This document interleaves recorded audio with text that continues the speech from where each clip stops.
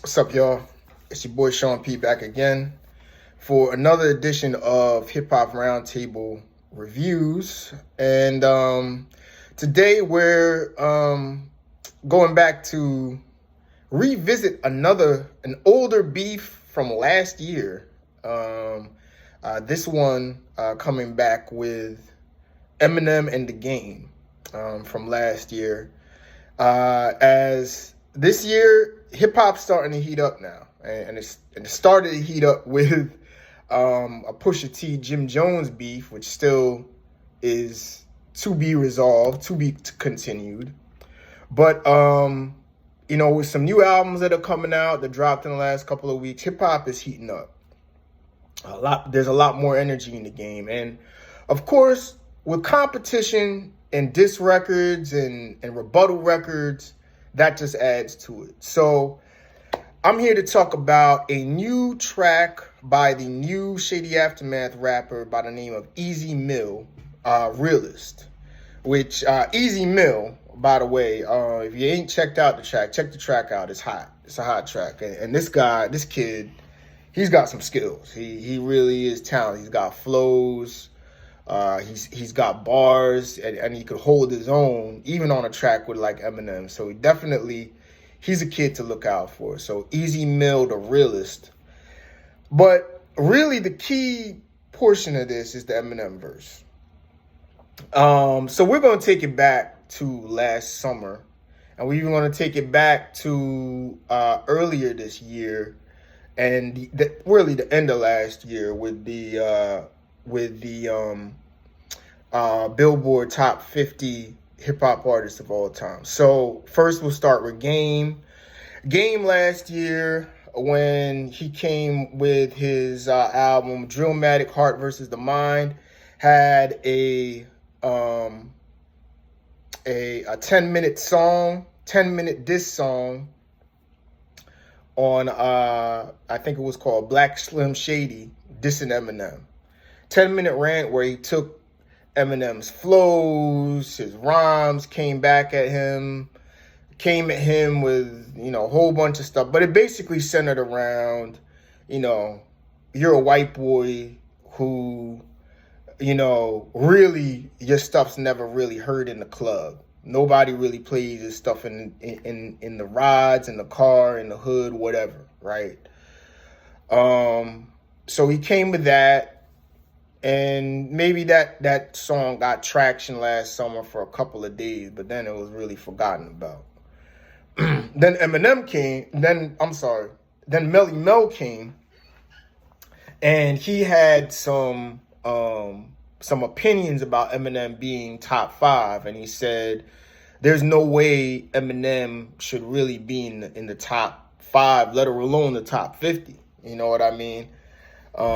He had an exception to where Eminem was placed on that list, and he said some things about it. He said, basically going back to the narrative, Eminem is a guest in this house. He should have more of a higher status on that hip hop list than Eminem and all of that. So fast forward to yesterday. Easy Mill drops the song The Realest, and Eminem's verse is pure fire. All the detractors, all of the haters, Eminem just put into a quick 16 and just went off. Basically laying out the whole get play in the club narrative, where basically people called it, I've heard people say it was jabs. There were some pretty pointed jabs. He basically, without saying his name, explained how he smashed Game on his own verse, and Game even admitted he didn't want to come back and do another verse, but because he was under pressure. He was in awe of Shady back then in the 2005 song they did on the documentary. And he said nobody would be fucking with Eminem, and he may even choke in a battle against Eminem. Eminem came right back, and that's exactly what he went to. And I was waiting for him to do that. Came right with that move, talking about the game, about you know, you know, talking about the game, about how he smashed him on his own record for all intents and purposes. And he addressed the whole get play in the club narrative by saying, only reason you're concerned about getting play in the club is because that's the only gigs that you're getting. And people kind of say, all right, well, that's kind of a jab or whatever. No, it's not. It's bigger than a jab because Eminem plays football stadiums. Eminem plays soccer stadiums around the world. He sells out to 100,000 people. The Game, in his own town, if Game were to headline a concert, I am willing to bet he cannot fill up half of SoFi Stadium in LA. He probably couldn't sell out 3/4 of the LA Coliseum, and that's Game's own city. Game, I don't know the last time he did a club, did a show, but he probably is a club playing rapper at this point because he really isn't a headliner anymore.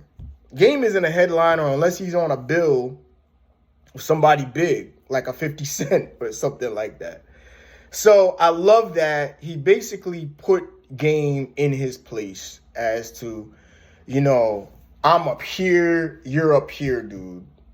Don't even do this. You know you would choke on a record with me. You did it before, and he laid that out.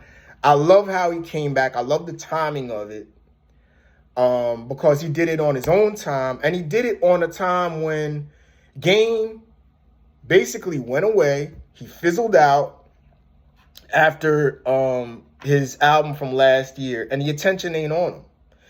Now people are saying, well, why didn't he do a full song on Game or a full record and do something scathing on him? Well, why would he do that? Because this bar is all that Game is worth, given that he only did that Black Slim Shady for attention for his album, which the attention went away fast because nobody cares about Game anymore. I got news for you.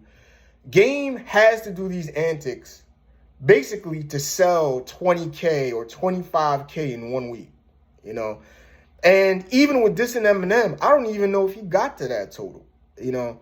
Game is got skills, but he's a pathetic dude.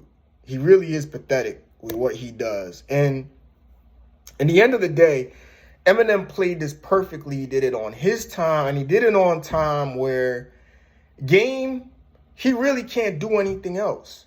Because he spewed all of his energy out a year ago on a 10-minute diss track on Eminem that didn't even work for him. So what is Game going to come with now? He can't. And Eminem just did it in one verse. I like the other line saying that, a couple of lines in there that he said, oh, yeah, I'm a guest in this house, but I made this bitch a mansion. That right there is one of the most masterful, simple lines of the year.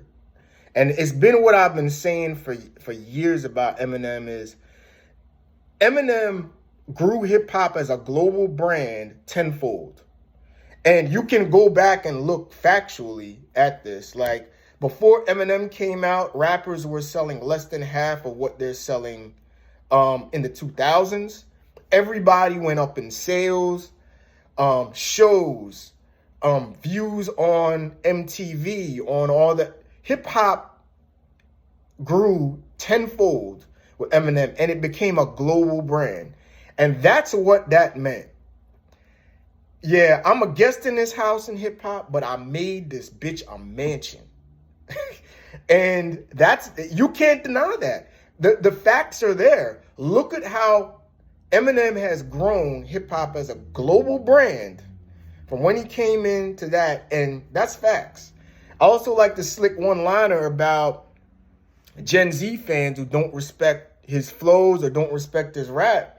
And he said, do what you're good about, which is shooting up schools, which is kind of controversial because, you don't want to make light of the domestic terrorism going on in this country, but that's kind of true because all of these young kids are doing nothing but shooting up people and showing guns on YouTube and doing all kind of goofy stuff. YouTubing and bragging about murders and bragging about like Eminem made light of that, but really he kind of alludes to and points out how fucked up Gen Z is, and as to, oh, you don't want to respect hip hop, but this is what y'all do. This is what y'all are about. Okay. So even though it's disrespectful as fuck and not something to be made light of, he did make light of it, and he did a masterful job with that too. And then the Melle Mel, where he kind of did a half-hearted shout out to Grandmaster Flash and the Furious Five and all of that, but he took aim right at him too. You know what I mean? Talking about, well, the only reason why I'm number 5 is because I'm white, I can't be number 1. Because there's no way in hell they would ever let, a white guy who's so-called a guest in this house be number 1. So number 5 is the highest they can go. But I like at the end how he came at Melle Mel, but then he said, this is what I'm going to do to you. And then he went into a battle rap flow and said, I'm going to do this. And he just, chopped it up and said, I'm going to put you in the grave. I mean, that is battle rap at its finest.